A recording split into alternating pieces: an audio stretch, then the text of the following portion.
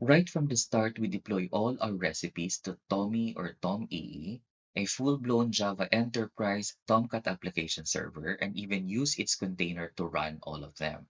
Let's first showcase OpenLiberty, an open-source version of IBM Liberty WebSphere application server that aims to support 100% Jakarta EE platform. OpenLiberty is considered as the most flexible, composable, and fast to start EE-centric application server, and even the first one to fully support Java EE8 framework. It also aims to become a 100% Jakarta EE runtime on its latest releases. But currently, it supports Eclipse microprofile for building microservices and cloud-based applications. First, we need to download the latest version of the Open Liberty server, which is in my case here is 19003, and then unzip it to a preferred directory of your file system where it can be accessed and used. And since in this recipe, I will be deploying and running all my applications to an embedded Open Liberty server, I need to install this IBM Liberty Developer Tools Eclipse plugin to configure my embedded server.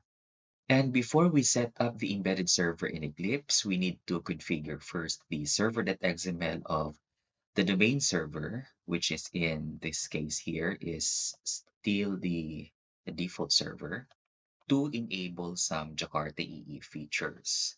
By the way, all these topics were already discussed in the previous sections. And then we need to install also the TLS HTTPS protocol using the key store we created in section 1. And now we are ready to set up our embedded server.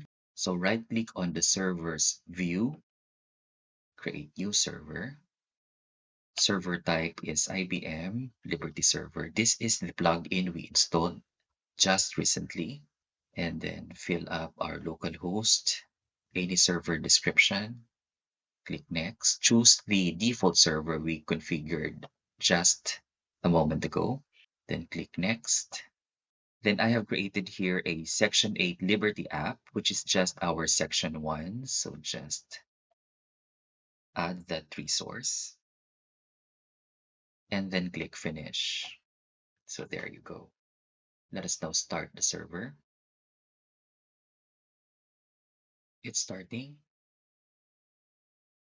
So now our Open Liberty server is up.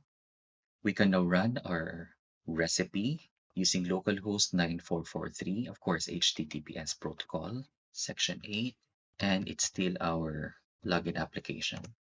So there. And to give you one reason why OpenLiberty can run Jakarta application is its support to push builder API or server push.